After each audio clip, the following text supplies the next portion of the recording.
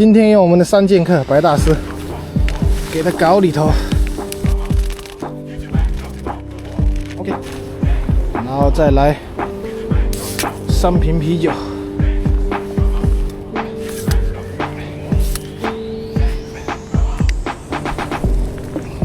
今天的伙食有点好啊！今天用这个鸡炫者阿亮的南极虾，还有这个红膏蟹捞，等一下试一下，第一次用。然后把这个幼鱼记搞里头。